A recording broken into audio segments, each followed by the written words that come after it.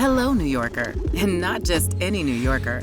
Hello, New Yorker looking to make a difference. This is the step-by-step guide to help explain how to run for office in New York City. Of course, if you're watching this video, there's a good chance you've already done step 1. But crossing the first one off right away always feels good. The first step? Decide to run. To do that, you want to make sure you're where you need to be. Running for mayor, public advocate, comptroller, borough president, or city council, you are in the right place. Have you considered why you're running and articulated that into a platform or message? Finally, and most importantly, are you ready to help, answer to, and represent the public? Great, you're ready to run. Step 2, get support. Most likely, you're starting to be aware of how much of your time this undertaking will require. It's about as much as a full-time job. That'll be true for your treasurer, too. So be sure to surround yourself with a strong network of support. Don't worry, that support includes us. Once you're all set up, you'll have your own dedicated liaison at the Campaign Finance Board. Step 3, apply for an employer identification number with the IRS. When you apply, be sure to choose political organization.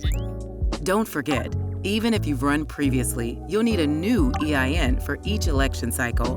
Remember, you'll want to choose a public-facing campaign name that's simple, clear, easy to remember, and isn't the name of any of your past campaigns if you've run before.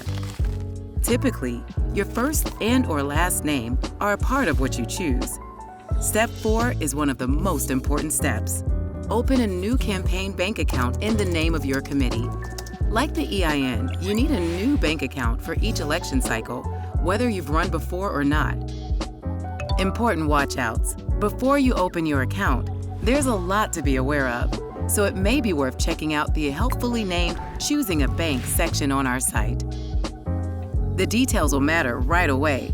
When you add the balance needed to open your account, you'll want to be aware of the limit on contributions by checks versus with cash. Heads up, do not deposit over $100 in cash when you open your bank account. You'll also want to be sure the bank you select is able to provide images of both the front and back of any expenditure checks you send out. But listen, we could talk about the details of your bank account all day, but that would make this video very, very long.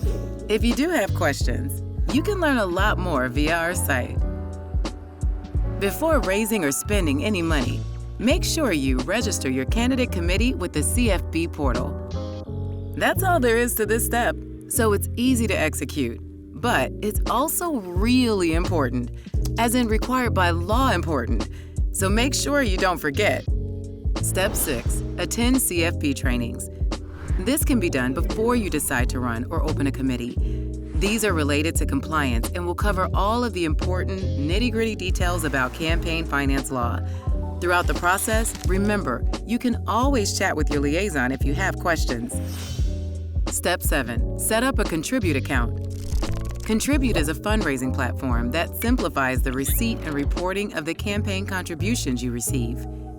Unlike some of the other credit card platforms, this one is created by the CFB and designed specifically to streamline compliance and save you time in the long run. If this is the first time you're running, the best starting point will be to attend our New to the CFB training. Running for office is a big job for you and your whole team, and it doesn't end on Election Day. But whether this is your first or 50th election season as a candidate, and whether you're here to represent your local neighborhood or kickstart serious change across our whole city, we're your one-stop shop to help you access everything you need to run in New York City. To learn more, browse the many resources on our site or reach out to your liaison.